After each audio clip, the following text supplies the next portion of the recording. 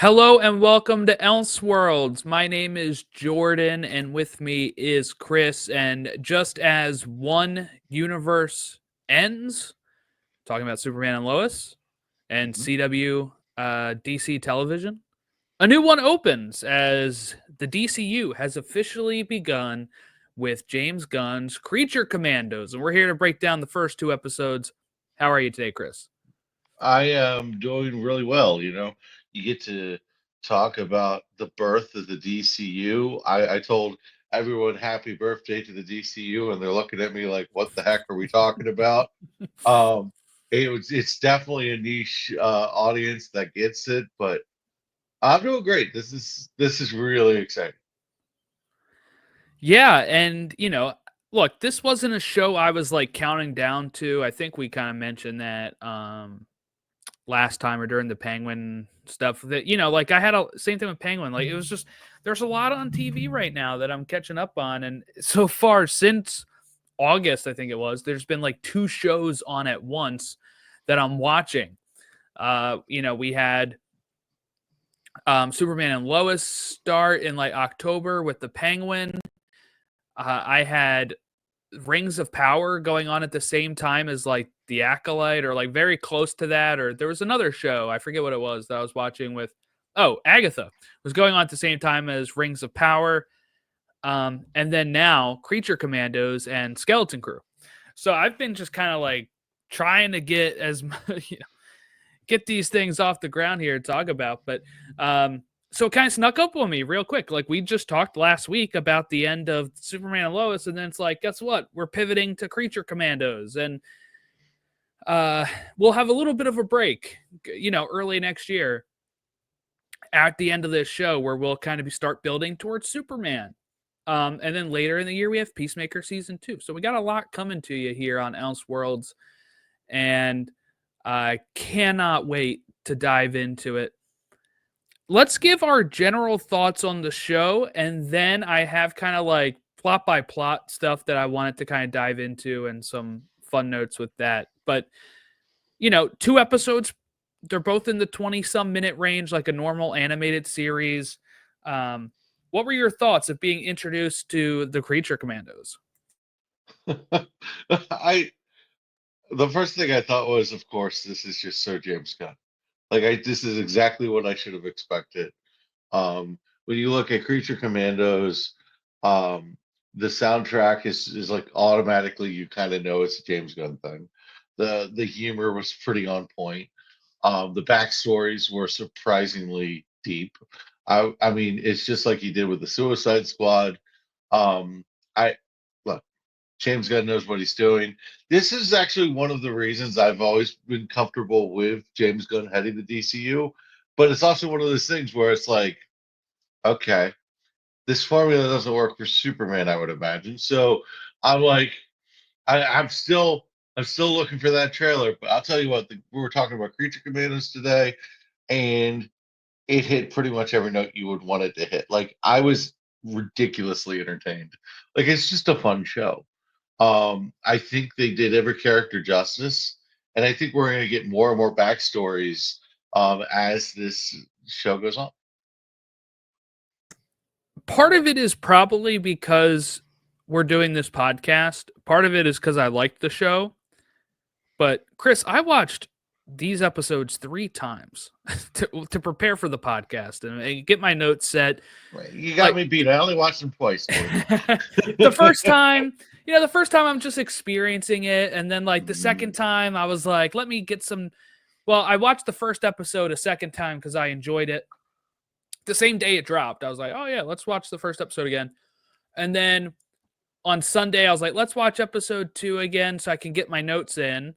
But then I didn't have notes for episode 1. So then I was like, I got to rewatch episode 1 now. And then today I was like, let's make it even. So it's not like I've watched one episode twice, one episode 3 times. Prepare for the show. On my lunch break, watched the second episode, third time. You got to make it count. You only get 7 episodes. You got to make each one Yeah. count.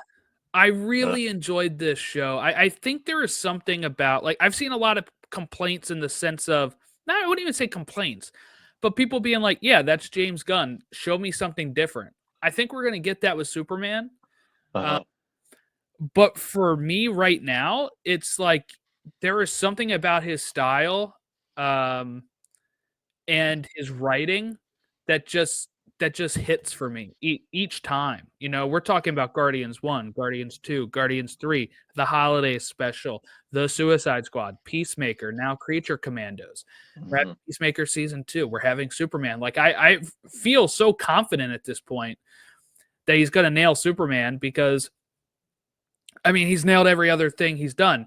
He's already said it's not going to be the same sort of tone as Creature Commandos. So people worried about that, I feel like, need to just stop worrying about that.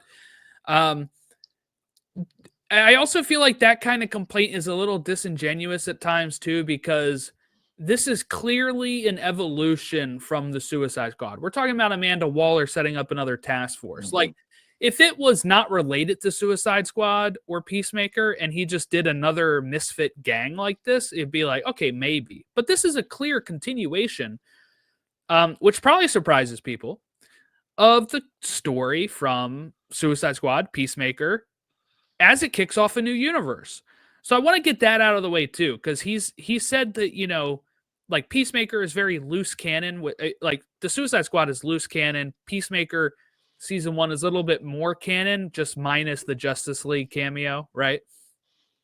And I want to get that out of the way in case of people are tuning in wondering about that. So if you haven't been following along with that stuff, pretty much it doesn't mean everything that happened in the Suicide Squad is canon, but there was a Project Starfish. Weasel was part of it.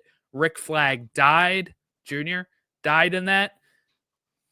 That's all you need to know. And then the continuation from Peacemaker, of course, that Waller's daughter has exposed Task Force X activity being run by Waller. So that leaves her with one choice, to set up Task Force M. Another reason why this is what kicks off the universe, because I've seen people ask that as well. Why start with this?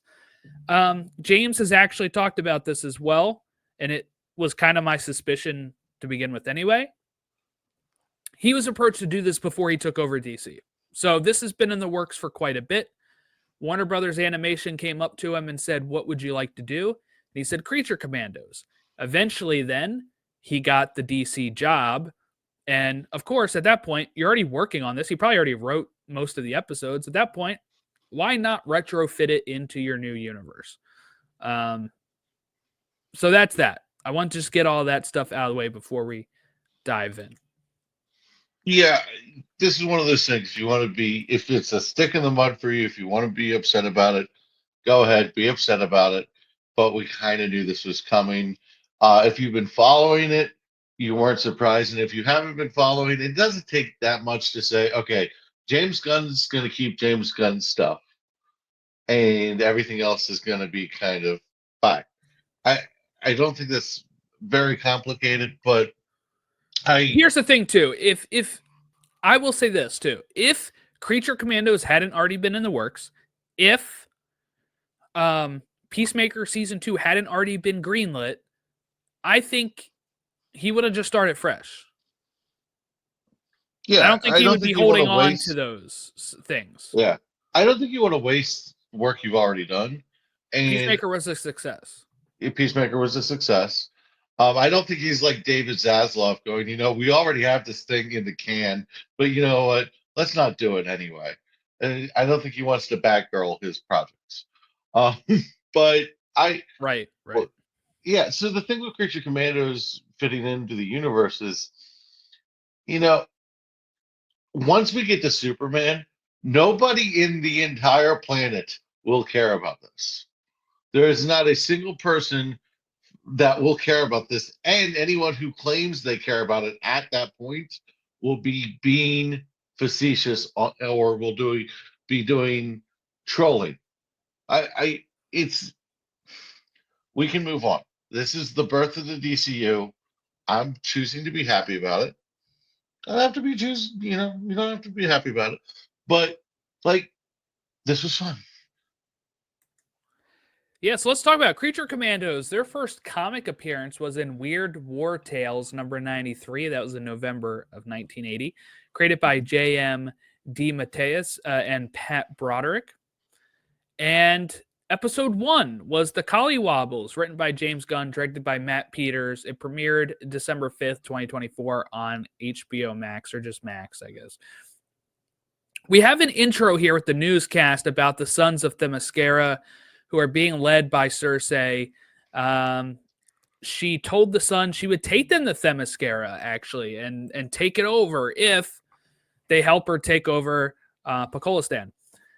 Now, with this, we get really good parody, I feel like, of a lot of the people that are upset about stuff online, right? Like, you even have Sons of Themyscira.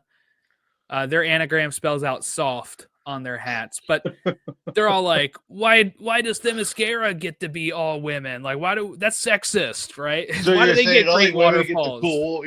the cool waterfalls. Yeah. Exactly what I was supposed to. Yeah. I literally I had to pause it. I was just laughing so hard at that. I was like, this hits so close to home in like the most delightful way. Mhm.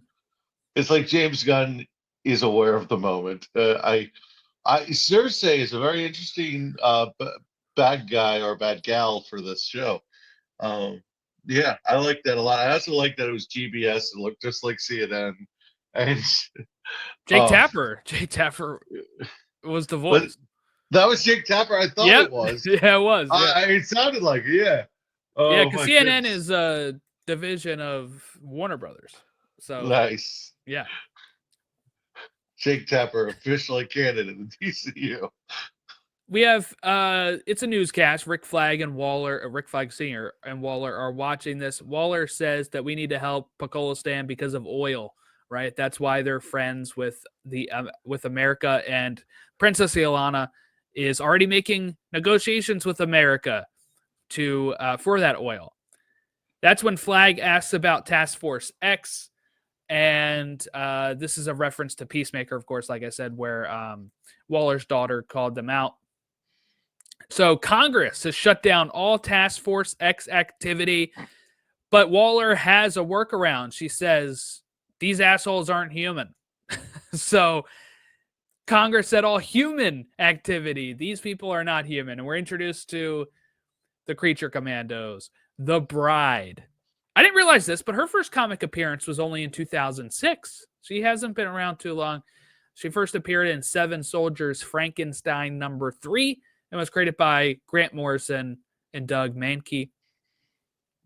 Dr. Phosphorus, whose first comic appearance was actually Detective Comics 469, back in May of 1977, created by Steve Englehart and Walt Simonson, famous Thor writer.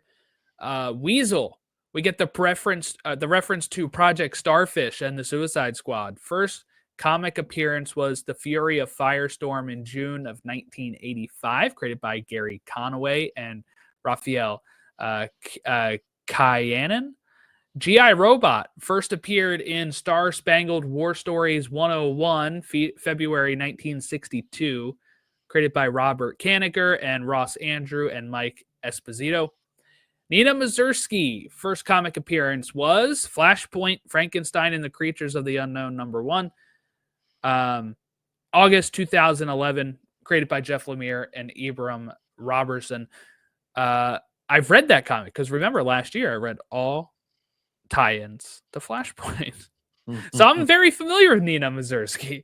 The other Creature Commandos, not as much.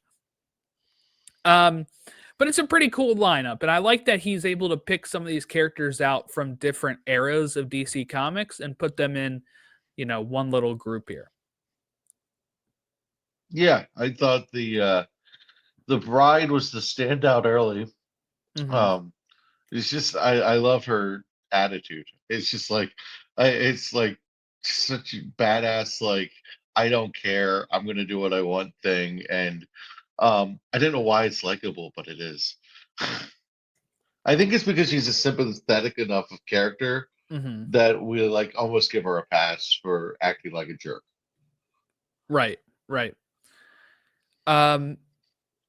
Yeah, I mean, I'll tell you my favorite. I'll ask you your favorite when we're done talking about them. We'll do that. I have a little section for that. But Waller triggers the electronic chips. It's not bombs. And my thought is, of course, they don't have as many monsters, so they probably don't want to keep blowing up heads the way they do in the Suicide Squad. But they get on the Osprey, and again, here's another reference to the Suicide Squad with Weasel's fear and Rick's reference to his last trip on this didn't go well. As you remember, Weasel fell out and drowned, or so we thought. Can he swim? I don't think so. Yeah, I think it's funny too that Waller's like he's the only one to have survived Project Star, one of the only ones to survive Project Starfish, and it's like he didn't really. He was dead. They thought he was drowned, and then he just wakes up after everything's over. He had no part in Project Starfish at all. But a little nice reference to Rick Flag Jr. as well, and just seeing how that affects Senior. They land and have an escort to the castle. And of course, they get into this castle, and we see all of these. I really love this. All these ugly photos of the royal family on the wall, and the bride and Rick Flag Sr. Are making fun of this. Like, I wonder what the princess is going to look like. And she comes down the stairs, and she's like this really gorgeous, young lady who Rick Flag Sr. seems to immediately have a good connection with. Yeah, she's into older gentlemen. It's an interesting nod. Like he's like, oh, my son would have really liked you. She's like, I don't care about your dead son. You're here. You're more my type. Yeah. Yeah. I was like, James Gunn's having some fun with this one. Yeah, well, we have Ilana and Rick, at first also we have Alexi, a character that is introduced who speaks in all like 1990s American slang and pop culture references. Showing that I think Doc Phosphorus is the one that's like, and I see you are up to date with our American sarcastic pop culture. Smile. Yeah, sarcastic smile. We see what the queen currently looks like. She's like on the verge of death while they're all having dinner here. So it's like any moment Ilana's going to be taking over the throne. It's like she could offer, but what's the point? It's going to happen very soon. Right. And she starts, they go outside. She starts playing fetch with Weasel, and we get more backstory on Weasel, or confirmation of the Suicide Squad story being the same, where apparently he killed like 27 kids. I have a theory, and so do a lot of people online, that is not the truth, and that in his backstory we will see what actually happened. I'm thinking maybe he was trying to save them, and like the villagers or whoever thought he killed them. But because he's not very violent. He's not done anything in Suicide Squad or this to really be. And if you notice, violent. He can't really talk, so it's not like he's gonna like defend himself. He's kind of like, he looks like an outcast, so he probably was outcasted. I can see some merit to that theory, especially because again, he's done nothing. Honestly, he's kind of a whip. Yeah, and they keep bringing it up. I think they bring it up twice in this episode alone, what he's done. And James Gunn was talking about Weasel's backstory being tragic, so I feel like that's a clear way to go. We definitely know what G.I. Robot has done. Like my God, this guy is the standout of the show, G.I. Robot. He's standing outside the door reciting the battles in which he killed Nazis, the amount of Nazis he's killed. I have a hard time enjoying landscapes devoid of dead Nazis. Like, that is such a great line. Like, will G.I. Robot kill Nazis soon? Waller said it would be soon. I want to make that the bio under my Twitter page. It's like I do not fight pleasure in landscape avoid of dead Nazis. Because no one's gonna question you. Jesus Christ. Yeah. Like, you go, of course. Oh my God. He's standing out the door, and Weasel's sleeping, and he's just standing out the door reciting the battles in like the stat counts, and it's just it's just like, oh, it's so precious. When he's introduced and just finds a swastika out of nowhere in the like makes one himself out of the Jenga and shoots it out. Or another great part is when he sees Weasel and he's like, Weasel having the fear of that, and he's like, could he be hiding that he is scared of being found out as a Nazi? And he starts whipping out his gun, and it's like, no, he's not a Nazi. Oh, so Dr. Phosphorus actually deserved it because he's cheating in Jenga. He's burning the piece instead of putting it on the top of the tower. True. So he's cheating in Jenga. So he's the Jenga Nazi. It's what it is. I don't know what to tell you. Oh, geez, that just makes me think like, good thing he wasn't.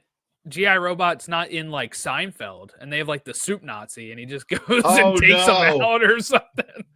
Yeah, you just got like this whole pot of Italian wedding soup and chicken noodle with bullets like in it, and it's just... George accidentally tells G.I. Robot that the soup Nazi is a Nazi, and he goes and kills him. And in one episode of Seinfeld, Nazi. This is when we have Alana talk to Rick about, he brings up Rick Flag Jr. and that he had him at 18. So, vindication. Because when Frank Grillo was cast, a lot of people were like, you mean to tell me he's Joel Kinnaman's father? They're 14 years apart, which means that either they're both playing 2 years different in age, Kinnaman 2 years younger, Grillo 2 years older, or Kinnaman's 4 years younger, or Grillo's 4 years older playing up. It's a marginal difference in age. It really is. So I was like, hey, if he had him at 18, that makes sense. And guess what? They write that into the script. Yep. So I like that. It's incredibly doable. And this, as we can see, this Rick Flag is a bit of a player. Oh, yeah. Yeah. He's so smooth. Like, it's like ridiculous. Yeah. Yeah. And here's something, too. I've seen a lot of people say Rick Flag as senior is a boring character. I think he is the very everyman that you're supposed to... Mm-hmm. He's the straight man in this, in more ways than one, right? But like he is the straight man in this show because he is the only human that we're following out of these. The rest of them are the Creature Commandos, and his job is to be the adults in the room. Right. So some people might see that as like a stick in the mud type character or whatever. But for me, I love those characters. I love Rick Flag Jr. He was one of my favorites in Suicide Squad and the Suicide Squad. And I love Joel Kinnaman. So the fact that we're going to see Grillo in Superman and in Peacemaker Season 2 as Rick Flag Sr., I'm actually very, very excited. All right. There was a lot of Rick Flag things that weren't like standard boring character, though. Like, I think about him like defending himself for not peeing his pants. He's like, I wasn't even in the proximity of peeing my pants. Right. That's funny. We have, the whole princess thing. And also I like Dr. Phosphorus is, trying to get the remote and that like shocks them. Detonator. And he's like, I'm not trying to torture you people. Like, we're on the same damn team. Exactly. Like, that was a really cool moment because we were just talking about Superman and Lois and how they had elevated, like, mature writing. In a lesser show, he just shocks them and is like, ha, you're an asshole. Yeah. And this one is like, I'm not trying to torture you. Like, I don't want to shock you. Yeah, I thought that was good. I also think we're lucky he wears some clothes when he goes to bed because we're getting some really bad burns otherwise. Yeah. Well, yeah. So Alana takes Rick to her room and she's like, I got something to show you. And it's her body. She strips. He resists. That's not an Arbor. Yeah, he resists here. Then we have Doc Phosphorus try to steal the detonation device. Like you said, we have this great fight scene in animation. Like, the animation on this is incredible. It looked so much better than what I thought the show was going to be. It really worked for me. And there's this part where he grabs the oven mitt so that way it won't burn his hand, I guess, on Doc Phosphorus, and he just starts pounding his head into the table. I thought that was a really cool method of fighting. It shows he's resourceful. I like when they fall through the ceiling and you Yes. like just see them in the kitchen filling the cups of tea, and like you're like, it's all quiet and peaceful, and I'm there. I think one thing that really works for me on this it being animated is it doesn't feel like animation at times. Some of the ways that they frame the shots or the voice acting in particular feels like a very like live action project that just happens to be animated. Some of the heart that we'll talk about, you know, in the next episode and the tragic story there feels very like non-animated. Like you said, a lesser show that could have been played for laughs. He shocks Doc Phosphorus and it like cuts to, you know, Phosphorus going back to bed or something, you know, like, but it's not played for that. Like there are jokes in Doctor. Yeah, there are jokes in this, of course, but it's not like it's the jokes you would see in his other projects as well. Did you think of Michael Keaton's Batman in The Flash when they got to the kitchen? And they're fighting in a kitchen that looks exactly like the White Manor kitchen. I did not think of that at all. And I was like, in my head canon, James Gunn is watching The Flash writing this thing. That's my head canon. I'm gonna keep it. I'm just gonna keep it. Because it looks exactly like. This was a better fight scene than that, though. I'm not arguing. I'm not arguing that. I'm not arguing that. Although Chicago in the background gives that one a bit of a bump. But yeah, I was thinking that. I could not stop thinking this was just like the kitchen in Wayne Manor in The Flash, but it's probably coincidental. Well, we have the bride sneak out. Nina Mazursky follows her.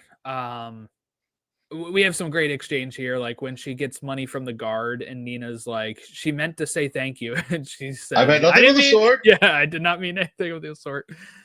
They get in the cab and go to what we know as Frankenstein's manor. You know, she says Frankenstein. Flag wakes up. Oh no, that was at the fight. So then we have, like you said, Flag saying, "I'm not here to torture you. We're supposed to be on the same damn team." And then we get back to the bride and Nina arriving at the mansion, and we have a woman with a shirtless Zac Efron phone background, lock screen, go and call Eric Frankenstein, Frankenstein's monster, who's partying on a boat. His first comic appearance, Detective Comics 135, May 1948, created by Edmund Hamilton and Bob Kane. And, you know, he's like, my bride. And it cuts there for the end of the first episode. And I'm glad they released 2 because that was a really great start for me. And I was like, I just want to see the next one. Yeah. Especially because it felt like one episode, really. Like it felt like one big episode. Oh, yeah. There's times where I forget where one ended and 2 began. And stuff. That's what I noticed when I watched it again. And I really thought it was funny with Dr. Phosphorus, you know, outside the bathroom when the Rick Flag and the princess. Oh yeah, that's episode 2. Yeah, and he's like, just give it 30 seconds. Actually, you know what? He's a pretty seasoned pro. Maybe a minute. Yeah, I was like, that is so funny. I enjoyed the humor there. Episode 2 was the Tourmaline Necklace, written by James Gunn, directed by Sam Liu. Premiered December 5th, 2024 on Max. We start off with a flashback to Frankenstein's monster, Eric Frankenstein, asking Victor Frankenstein to make him a wife. And even this scene, I felt like was a really dark scene in the sense of haunting scene. Obviously, Eric Frankenstein is going to join the team. He's in the intro. He's in the artwork. I feel like he's going to join the team, but he has this history with the bride. But also, Victor is part of that reason as well, you know, and Victor tries to teach him certain things, but like there's a part where he says, some would say that the best way for me to get revenge, like, is to take away your wife then, right? If I can't have a wife. And, Dr. Frankenstein's pretty much like, who would say that? No one would say that. And he says, I would say that. I am someone. Though, but like this haunting thing of like, Yeah. I am someone, and you're saying I wouldn't say this, right? Like, Yeah. I am someone. It's also a toddler throwing a tantrum, but it's like he takes offense to that line of, who would say, no one would say that. Yes, I would. And I am someone. I'm a living thing, and I deserve to have love. I deserve to have a wife. And he didn't get a chance to really get taught, I don't think, the right way to approach this when the Well, bride is made, and yeah. he immediately wants to just be like, well, she's mine now. He doesn't realize that she should That's have not a how that choice. works. Yeah. Well, it wasn't organic. Like it's like first off, her first like memory is him scaring the living crap out of her. Yeah. So Yeah. so that's probably pretty hard to come back from. She has this great line where he says, "All births are horrible. The gift of being human is forgetting it." And Yes. Yeah. I thought that was a really good line. It I is a great line.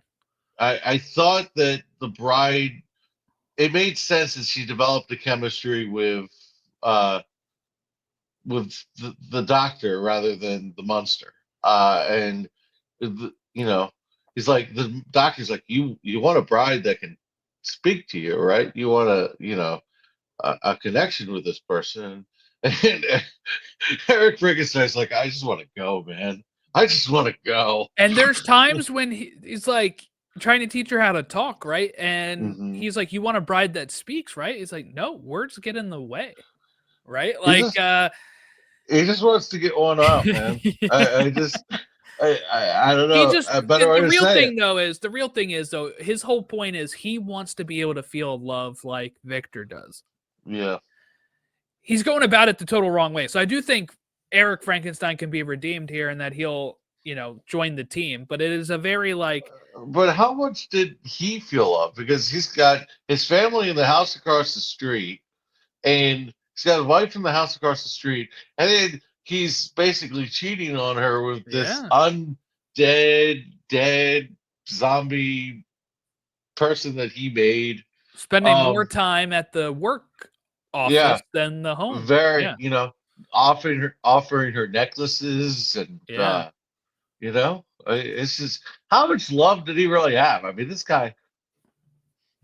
But one thing I think that works well with this episode too is that it shows the bride's backstory, and from what I can tell, each episode is going to deal with this because next week they changed the trailer at the end. By the way, when I watched it again today, it wasn't the what's to come.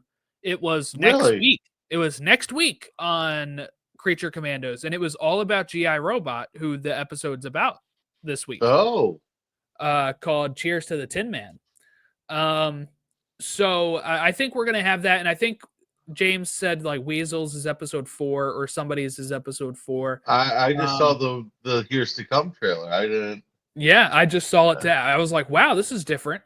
So it's a preview for actually this upcoming episode, and so it seems like each one of these episodes will deal with a different character. First one, I guess you could say, was kind of Rick Flag focused because of his mentioning his son, all that kind of stuff. Mhm. Bride, a huge focus in this episode, and going onward, I think that's how we will approach the show.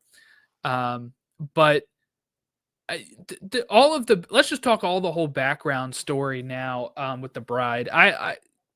The acting in this is incredible, I think, and it just when I mention like James Gunn has like the secret sauce for me, it's the fact that I care about the bride and Yeah. Nina Mazursky after 2 episodes of 22 minutes. That the writing on this is incredible, and that's what I mean when people say like he's just pulling the same stuff again or whatever. It's like he can make me feel for characters so quickly.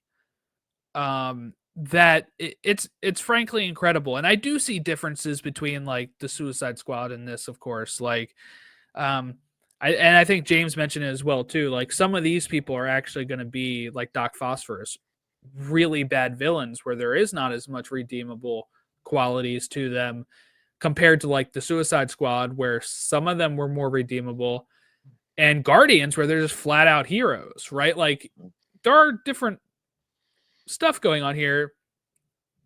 But the Bride and like her falling in love with Victor and him, you know, I felt bad for Victor, but also like then you get online and see people mentioning like, yeah, that's his creation, like that's like his daughter, and she's like a child pretty much, and he's taking Yep. advantage of that. And then you have how that, he's not really helping Eric at that point. He's completely focused on the Bride, and that causes his death. The fact that he didn't try to really help Eric a bit more during this time of understanding how love should be or how he should approach the Bride, he was pretty much just like, let me train her and I'll give her back type of thing. And that doesn't work either. And it led to his death. Like, well, he's cheating on it his turns out wife. that, yeah. I feel like there's so much wrong with it. This guy has a kink, man. He's got a kink. Eric didn't really do it Necrophilia. for him. Eric didn't really do it for him. He's like, dude, I didn't know I could create a woman. Like, Yeah, he's like, why didn't I do this first? Yeah, this That's what this is so much better. He's like, let's make another one. Yeah. Oh my god. That's what he was doing with the Bride. He's like, let's make another one. Yeah. Oh god. But yeah. I don't think she sees it that way. And I think she might see it that way eventually. But at this point, she's mourning him and is going back for the necklace, and I feel like is upset with Eric about killing him. Eventually, they're going to have to either get on the same page, or maybe she will share this information with somebody that kind of maybe puts it in a different light for her, where she does see, oh, maybe I was taken advantage of, and maybe I shouldn't be this harsh to Eric for that. And, maybe that's one way it can go and stuff. But I really love her backstory in this because it was just so haunting but at times it's so charming. Like when they're having the mustache, the mustache and the wooden toy and the necklace. Like sometimes it's charming, but it's like this deeper level that's underneath of it. Well, the mustache was actually kind of where I had a problem, because it was like, that's like playing a game with your daughter. Like that felt father-daughterish, and and then it's immediately followed by, oh, okay, we're going there. I don't think I like this dude very much, but I'm glad the Bride has some comfort, I guess. Yeah. So, like I said, Eric kills him, and we go and see a whole like flashback after that where they are fighting throughout time. They're going to the Wild West. They're going into, what looked like Arabia, from like Lawrence of Arabia time. And then they have, World War II and the 60s and The 60s one was good. Yeah, Shaggy makes an appearance too. Did you see that? Yeah, and they had like the multicolored, like the grooviness. I was like, yeah, I like that one. And then in the 90s, the band that sings a lot of the songs, Bordello, makes a cameo too. Start wedding purple. Yeah. That's a good. I'm going to start adding that to my Sunday playlist for Ravens. Dude, I've already been there.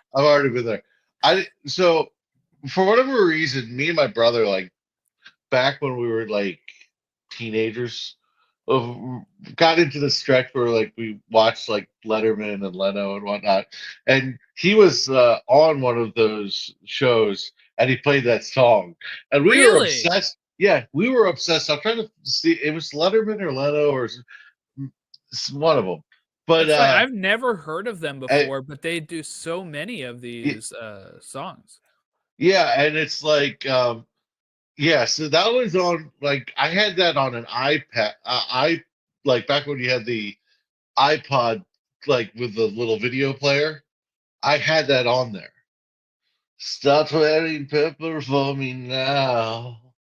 It's a Your good song. sanity will I mean, vanish, I I promise. actually really, as after never hearing this, I think the songs fit too. I think some people were kind of Hmm. thrown off by them, but everybody expects them to be Guardians-esque, but like that was specific to Guardians. This is they're in Pakistan, and that Right. music sounded very fitting with The, that well, country.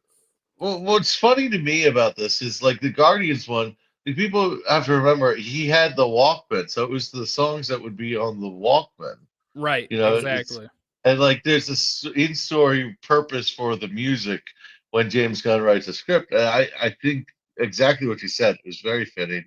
And I just, dude, I'm just like, I'm literally, I cannot stop.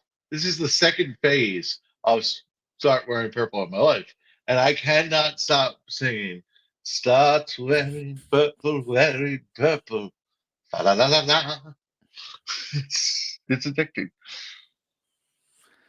Yeah, that'll be on my Ravens playlist going forward. But this is also intercutting to while she is looking for the necklace, is what these flashbacks are also detailing, and we get Cersei appearing, and we get a really cool fight with Cersei and Nina and the bride. And the bride's going through and she's just wrecking people, man. But we get the scene where Cersei turns her arms into like the wacky waving inflatable arm flailing tube mans. And you just get the bride being like, what the fuck? Yeah. That was that dude. That was freaking awesome. I was like, I like Cersei's creativity in there. I was like she uses magic in the ways that an asshole would use magic. I love it. Yeah. And also it makes her hits not land right. So it's a really really great scene. And we have Nina who's trying to contact Rick. At this time as well, we also had the scene that you're talking about. Alexei is trying to get a hold of Rick, and at this point, he does not resist Ilana. And they sync this up with the music great. Like as soon as that clap happens, he grabs the cheeks, and it is like going to town. And as Doc Phosphorus said, give him 30 seconds. Oh, give Yeah, him a minute. can't imagine it would take more than that, do you? Right. Um, and Especially because it seems like she's the only pretty one around. Like it's like there's some theories about that. We'll talk about it very yeah, shortly. I got that Jimmy Buffett song in my head where you got fins to the left, fins to the right. You're the only bait in town. Like Yeah. I got that in my head when I'm watching this because I'm like, where are all the other pretty women? Well, that family didn't have a lot of pretty women, as we They saw in had, the painting. yeah. So she's either adopted or we have some speculation here. But Okay, we'll get there, I guess. Ina gets hit with and breaks her bowl, her little head mask, I guess, and the bride lands next to her, and the episode ends with her saying, "I'm sorry," and Nina just saying, "Go fuck Go, yourself." like go, fuck yourself. I loved it. Like it was like she finally that was her Breaking Bad moment. Like Yeah, yeah. She's been very like, please, let's all be friends. Let's I try don't to. want to be shocked again. It's I the don't want to worst be feeling psyched. imaginable. Yeah. No, go And the fuck bride's like, yourself. the bride's like, the bride's like, oh, it's not the worst feeling. What's worse? And she goes, how? It was funny. And that's the end of that episode as Rick and them are, driving to. Right. I also love this, like you said, Doc Foster is trying to be a bro. And he's like, you should have told me that Alexei was looking for me and that they escaped or whatever. And he's like, I was trying to be a bro. Oh my god. You be like, trust me, dude. You were a little preoccupied. Yeah, yeah. I wonder how long it did take then. Did it did it take a minute or was it longer? And they're like We're really not in the delayed. habit. We're not going to get all Bill Belichick here with the stopwatch and the notepad here. Okay, we're not tracking performance. No, I'm just wondering, like, they're like, hey, give him a minute, but like, did they let him actually finish? And it's like, 5 minutes, and maybe they're going round 2, and they're like, you know what? Let's let them keep going. And now they're like 30 minutes delayed because of them You not seem a wanting little interested in his stamina, Jordan. No. What I'm saying is, how far delayed are they? I know. Like, is it because like Doc Phosphorus let them keep going? Also, by the way, we had the scene of the bride and Victor having sex. And if people are interested in the sex lives of superheroes, I did a great interview with Diana McCallum on the sex lives of superheroes. You can find that here on the channel, on the podcast. So I don't think there was a zombie chapter in that book or a necrophilia chapter in that book. There might be. I mean, vampires fall under that category. Yeah, there is a vampire category. Yeah. So that was actually a really interesting conversation. I will say. It was a very interesting conversation. I'm listening to it like, didn't think of that. That's pretty impressive. The Flash chapter is absolutely amazing. I really recommend people getting the book. It is a great chapter.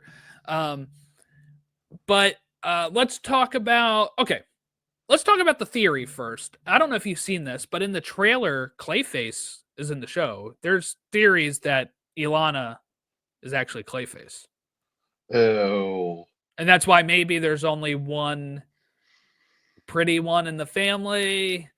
Maybe it's just Clayface posing as somebody to try to sway the Americans and get Rick on her side here. And that's why she keeps pressuring the move on him. Like, there's some merit to this, I think. Because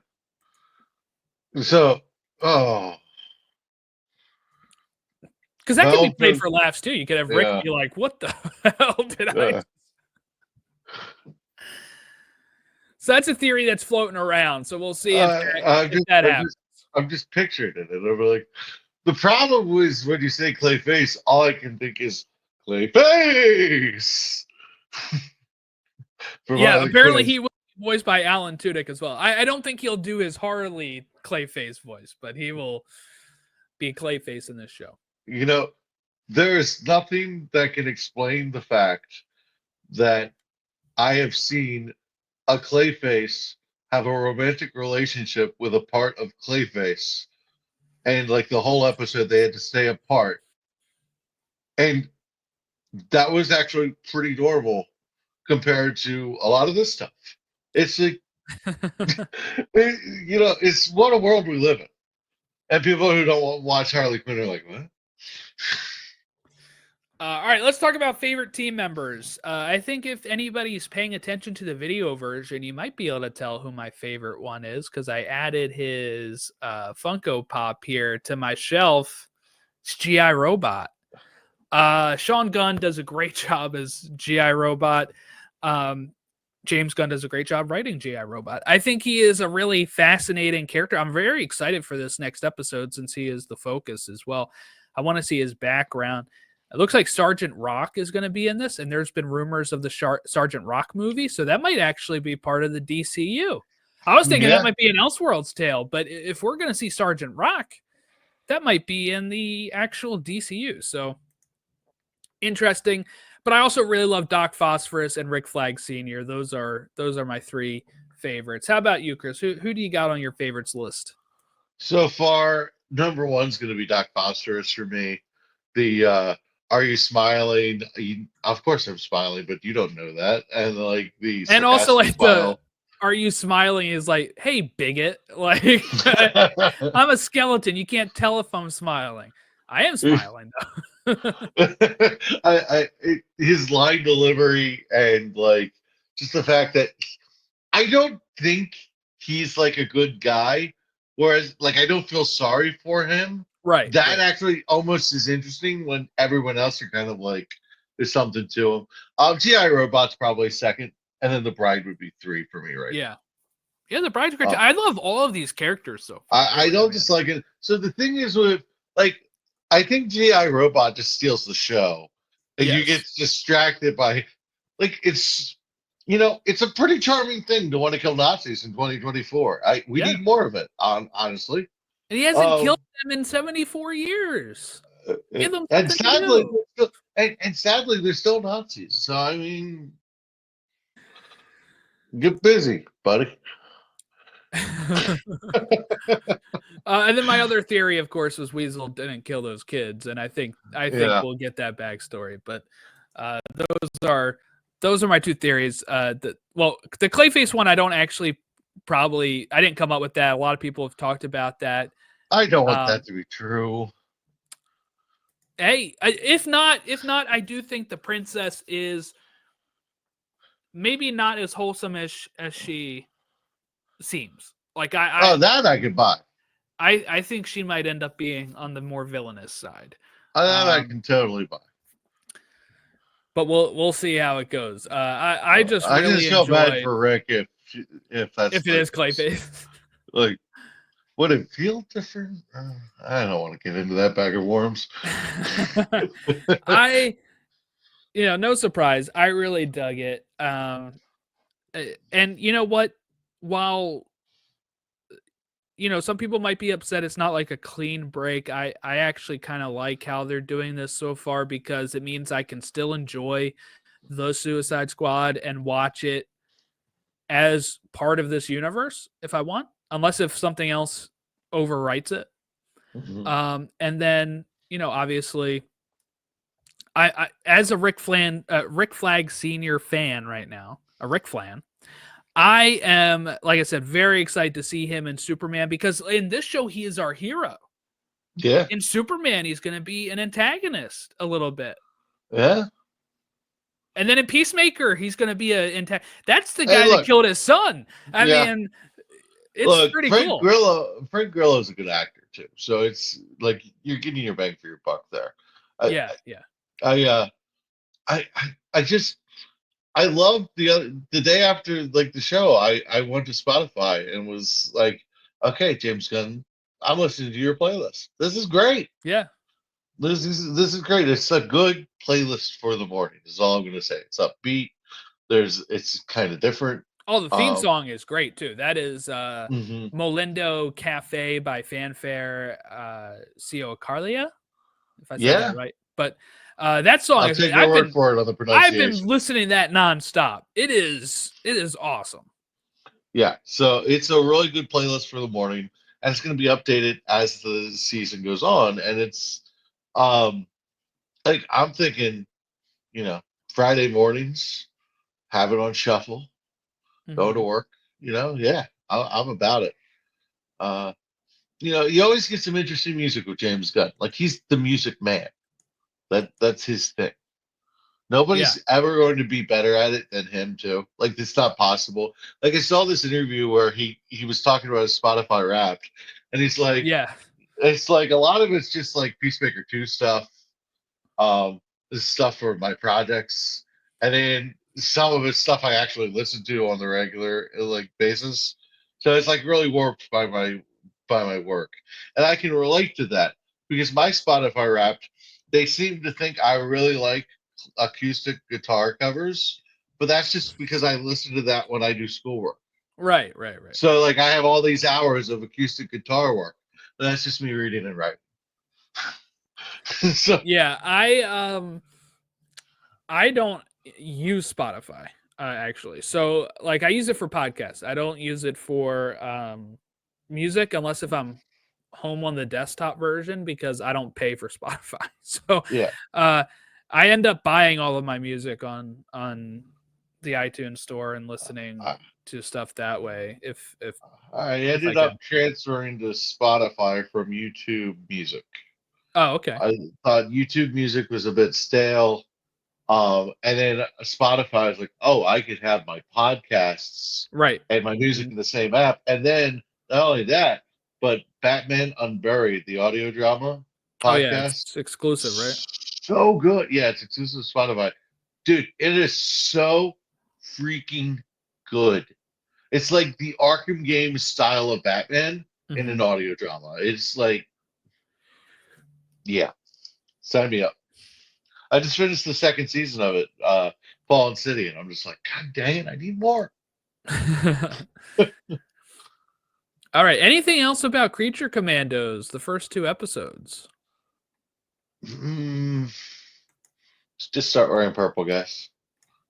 Yeah. Well, if the Superman trailer drops anytime soon, we'll be back for that. Otherwise, next episode is Creature Commandos episode 3 discussion, which I believe is episode 100 for us. So that'll be fun.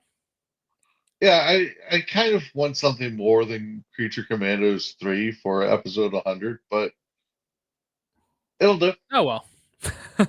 Yeah. James Maybe Gunn, if stuff James had Gunn, if you're planned out listening. better.